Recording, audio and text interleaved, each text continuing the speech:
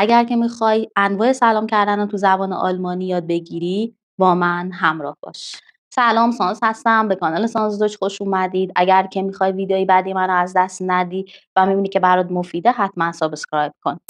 خب دوستای عزیزم، اولین راه ارتباط برقرار کردن در زبان آلمانی هالو به معنی سلام هست.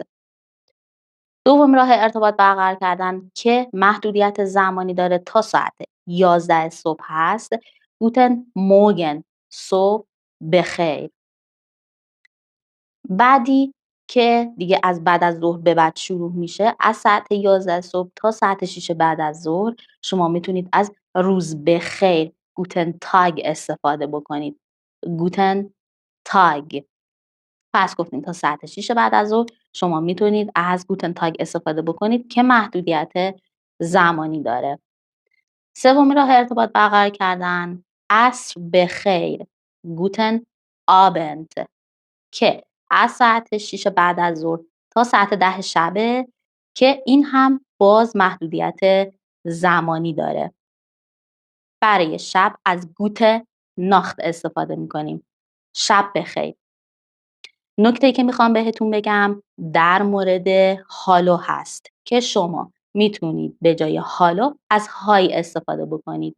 های بسیار دوستانه است و روان هست که شما میتونید ازش استفاده بکنید. در بعضی از قسمت‌های آلمان هم از موین یا سرووس استفاده میکنند. پس موین، سرووس استفاده میکنند که شما این 4 تا رو میتونید هر موقع که دلتون خواست استفاده بکنید. های، هالو، موین، سرووس که محدودیت زمانی نداره.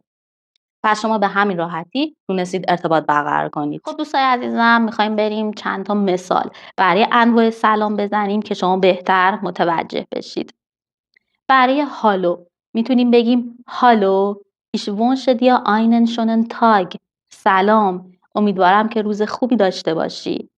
یا اینکه برای گوتن موگن، صبح بخیر، شما مثلا در یک رستورانی جایی کار میکنی و به مشتریت میگی گوتن مورگن، möchten Sie etwas zu essen؟ صبح بخیر، چیزی میل داری بخورید؟ یا اینکه برای گوتن تاگ، روز بخیر، شما مثلا در یک اداره‌ای جایی کار دارید و میگین گوتن تاگ، haben Sie einen Termin؟ روز بخیر، آیا وقت ملاقات دارید؟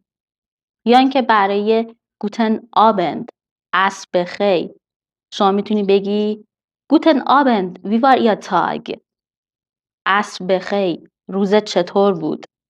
یا اینکه برای گوتن ناخت، شب بخیر، میتونی بگی گوتن ناخت، schlaf gut، شب بخیر، خوب بخوابی. دوستای عزیزم، این هم از مثالهایی برای سلام کردن در ساعت مختلف روز.